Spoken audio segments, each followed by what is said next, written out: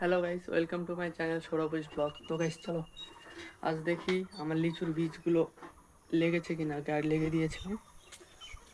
তো গাইস চলো দেখি আমার লিচুর বীজগুলো লেগেছে কিনা।